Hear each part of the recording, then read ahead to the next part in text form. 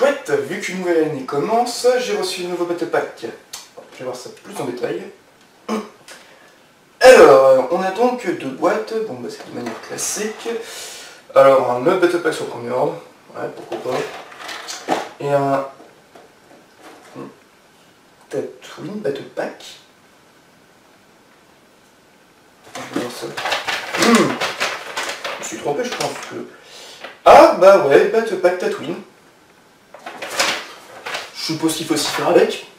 Salut à vous tous, mes très chers petits amis, et bonne année 2018 à vous. Et oui, aujourd'hui, on va commencer par... Déjà, on va signer franchement dégueulasse. Voilà. On va bien sûr commencer par une nouvelle review quand même, pour fêter la nouvelle année, ce qui serait quand même super sympa, j'ai envie de dire.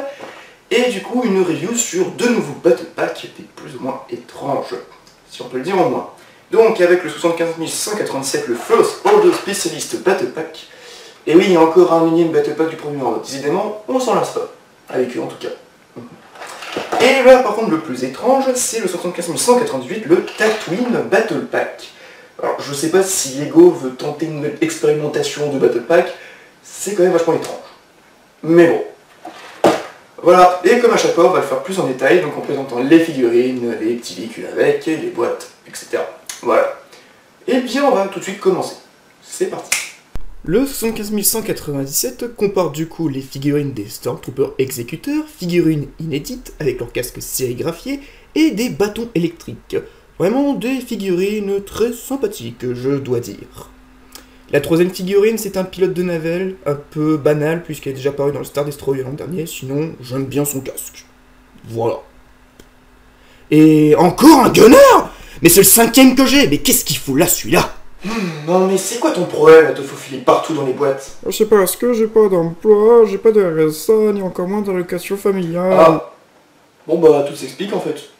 La petite chose à construire est un petit canon créé exprès par Lego, et encore heureux qu'il n'apparaît pas dans le film, vu la gueule qu'il a. Bref, sinon c'est un petit canon sympa, mais sans plus, qui peut tourner à 360 degrés, ce qui est pas trop mal pour ce que c'est en tout cas, et sinon il peut tirer avec un missile à clic, chose rare quand même dans les battle packs. Et sinon, que dire de plus, qui peut aussi ranger une arme et abaisser le canon de haut en bas. Bref, voilà, un petit canon sympa sans plus. Et tout ça pour dire qu'il a la même structure du canon du Cinet Commando, sorti en 2015. Eh bien, d'après ce que je vois, Lego adore le recyclage. Le recyclage, c'est ce qu'il y a de mieux. On fait du neuf avec du vieux. Et on continue avec le 75 198 comportant du coup un Pierre-Tsuken, ce qui est sympa à voir, bien que j'aurais aimé qu'il ait un fusil cette fois et non un énième bâton. Deux Jawa, et oui, ça fait plaisir, et surtout avec des sérigraphies différentes, donc ça c'est pas trop mal. Et enfin, un druide astromécano auquel Lego a eu la bonne idée de mélanger deux druides différents avec une tête unité R3 dans un corps R2. Non mais vous savez, mélanger les druides astromécano, je peux le faire aussi, hein.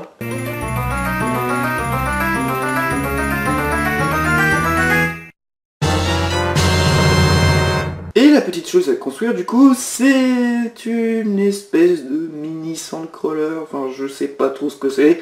Bon, en priori c'est une sorte de petit speeder avec une petite grue, auquel on peut attacher le druide astromécano, comme ceci par exemple, et qu'on peut du coup l'attacher et le fixer à l'intérieur du speeder, avec des outils, du matériel, on peut aussi tirer avec des canons home plate, ce qui est pas trop super j'ai envie de dire, mais bon.